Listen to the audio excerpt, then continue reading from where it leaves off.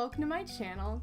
Today we're going to be talking about 4 drugstore staples. They're from big name brands, unlike the last video that I did where I showcased some brands that were flying under the radar a little bit. These are all from the big boys, but they are absolutely great, and I wanted to get the word out there in case you are unaware of them because I think you should give them a try. So let's get started. Number 1 out of the gate, Coty Airspun powder. Coty Airspun is, for many beauty lovers, the ride or die loose powder. It comes in several shades, including a translucent shade that works for all skin tones. Now, unfortunately, the tinted shades are all fairly pale. It's 2016, Coty. Come on, get some more skin tones in your line. It's 2016. Other than that, this is a phenomenal product. You get 2.3 ounces of product, and it comes with a puff. I don't use the puff, but I do keep it in there just to avoid a powder explosion. Okay, now this is shade Honey Beige. Funny story, I thought that I bought the translucent one, but I think that the Walmart stocking gnomes had been running amok and they were putting different shades where they didn't need to be. So this was in the translucent part of the display, which is why I bought it, but because I'm an idiot, I didn't double check. So I will be going back to Walmart and I will also be buying the translucent, but I like both flavors. I'm wearing this one right now, and despite the fact that it says beige, it does not make me look like I took a bath in self-tanner. So if it's light enough for me, it's pretty light. Couple things about this product. You can use it to bake. You can use it as an all-over dusting setting powder.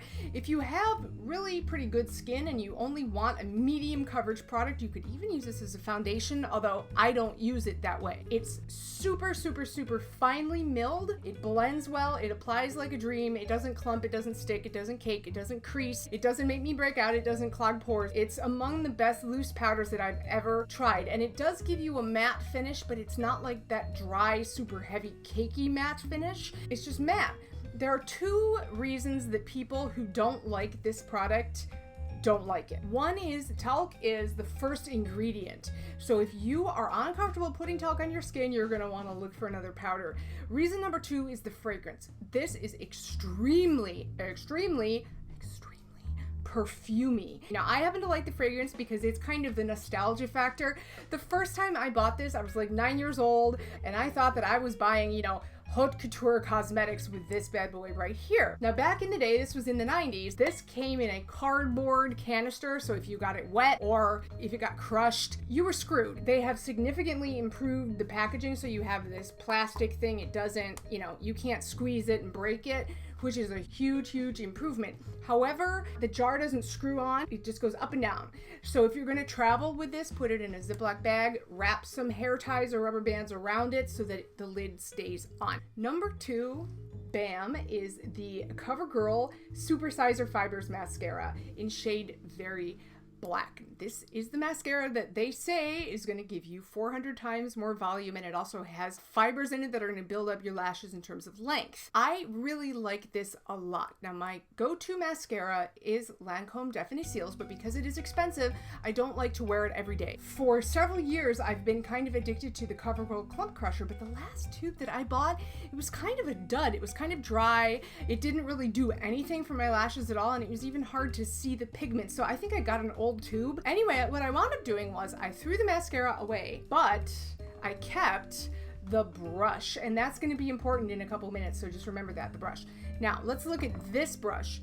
This brush is a little unusual. It is tapered, skinny over here, wider down here, and I don't know if you can see this. You can hold it this way and it's kind of short and fat, or you could hold it this way and it's taller and skinnier. So I'm hoping that you can see that. There's 2 potential drawbacks. One is it doesn't separate lashes very well. So what I will do is I will apply this and then let it dry. I will apply a second coat and then I will separate my lashes with this, the Clump Crusher brush.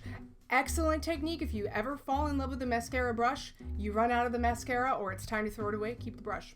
Why not? The only other thing about this that bugs some people is it takes longer to dry than many other mascaras. There's a little bit of a learning curve with it. For $6 or $7, you can't go wrong.